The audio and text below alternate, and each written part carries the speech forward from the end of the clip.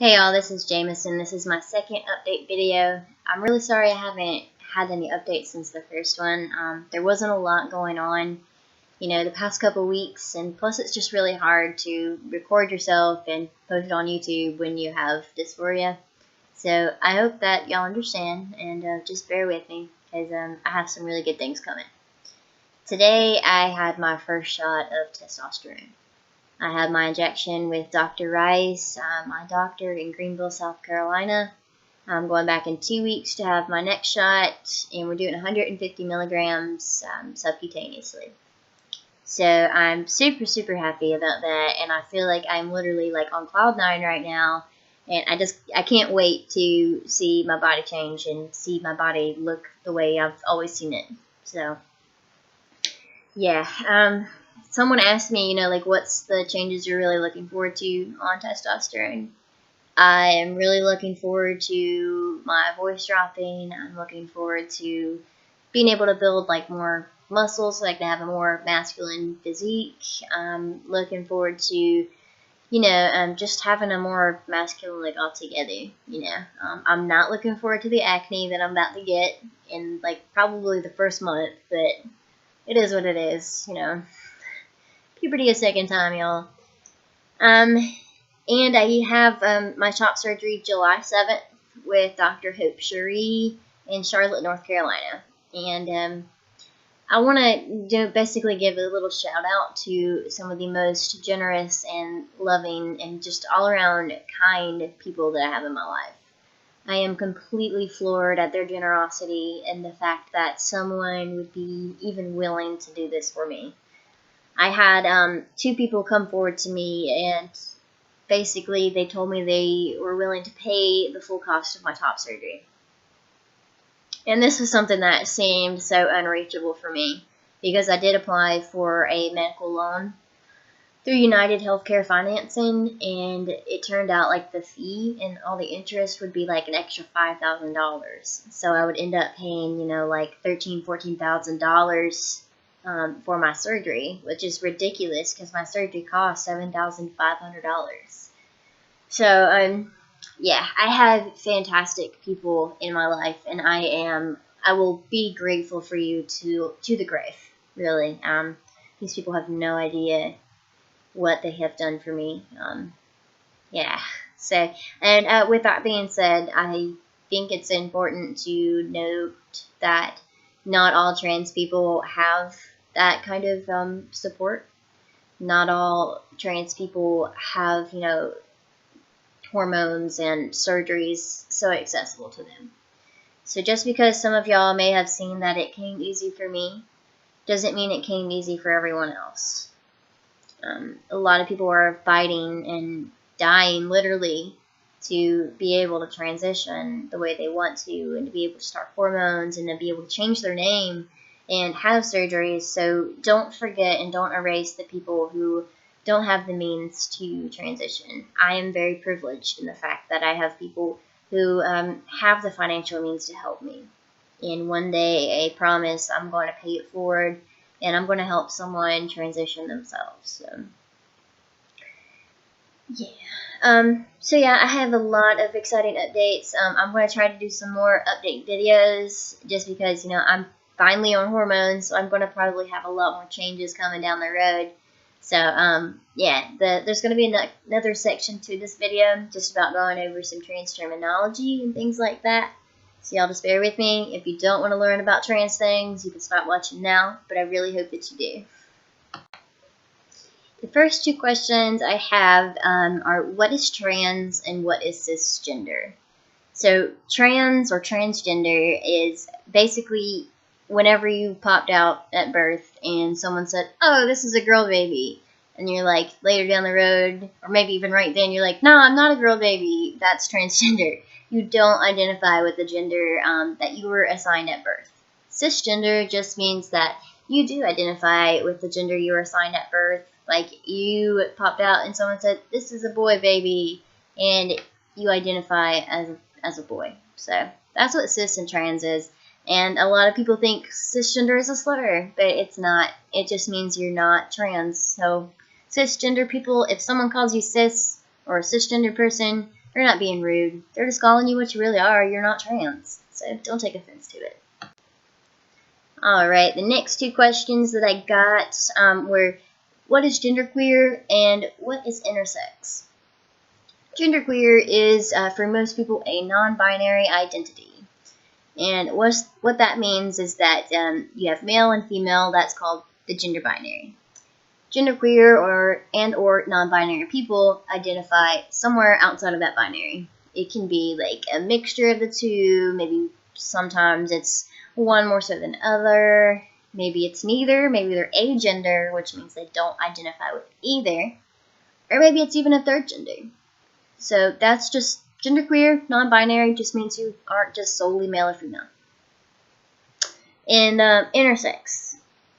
This is the proper term to refer to these people as.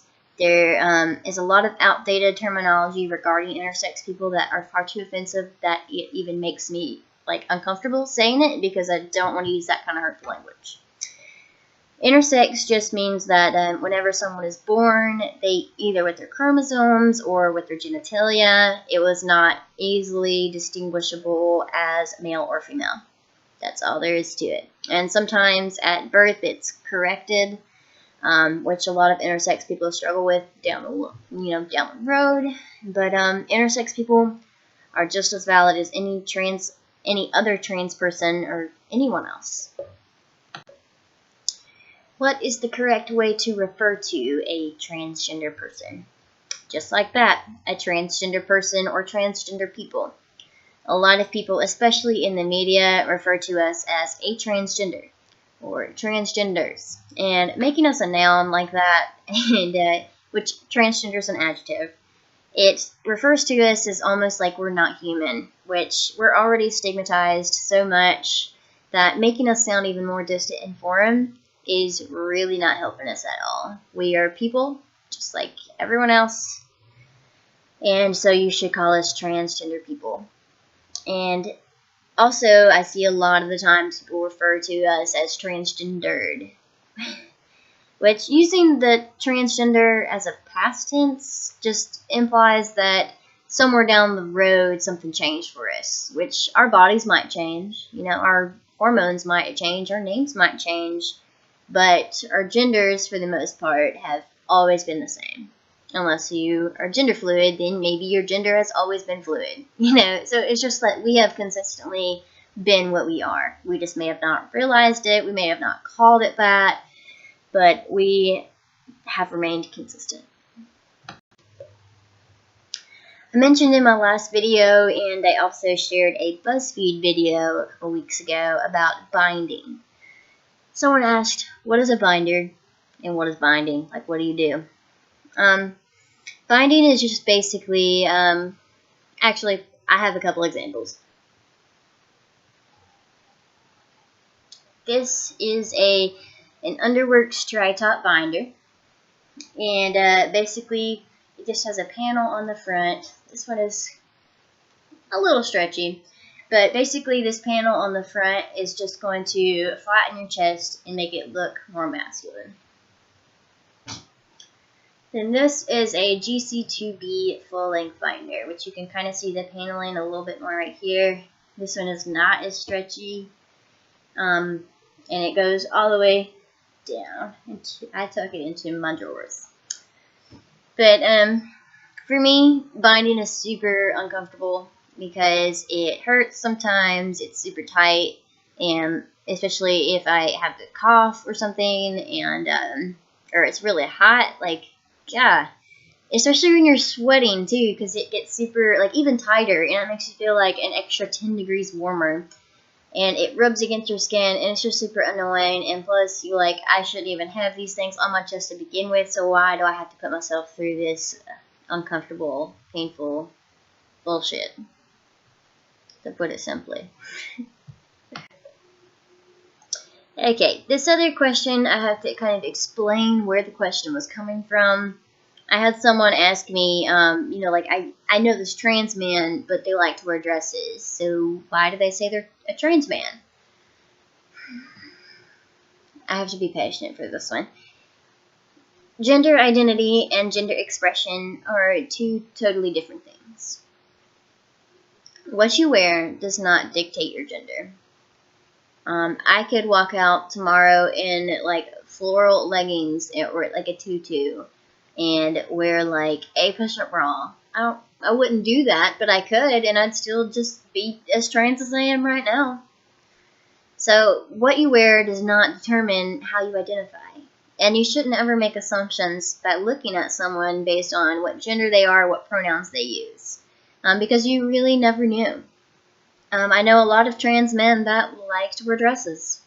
I know a lot of trans men that like to wear like HP's floral leggings. He rocks them. I mean, there's really like no difference whatsoever, and it doesn't make your identity any less valid. So don't make assumptions based on people's clothes. And that being said, I had a question about, well, someone just asked me to explain that dressing in drag doesn't make you trans, which there are a lot of trans drag queens and drag kings, and that's okay, and that's just as valid too. But the act of dressing in drag itself is not you being trans. Dressing in drag just means you are, exaggerating and portraying gender stereotypes. It doesn't mean that you are trans. It doesn't mean you're not. It's literally just a performance. That's all it is. And my last question. Someone asked me, do you struggle with dysphoria, and how does that affect your daily life? Whew. Yes, I struggle with dysphoria, and a lot of that would probably be social dysphoria, which basically I have dysphoria about how I'm perceived in social situations, which I think a lot of trans people suffer with that, just by like being misgendered every day, that people, automatically gender me as female, and how people treat me in society. It makes my dysphoria really bad. I have a lot of dysphoria about like my body shape, my chest, my voice specifically, and how that impacts my daily life. I have a lot of anxiety around that dysphoria. I get really withdrawn sometimes from being social. When I do like go out and be social, I have a lot of anxiety around that oh God, this person's going to misgender me. And I already, am policing my own gender, so being subject to someone else's policing makes me feel like a heap of shit. So basically, it just like socially, it makes me withdraw. I can't really like stay home from work because of it, because I would get fired and then I would be homeless. And so I do struggle with dysphoria, and it does have an impact on my life. Which, I mean, coping with dysphoria has, been a challenge for me, but I've gotten better at it.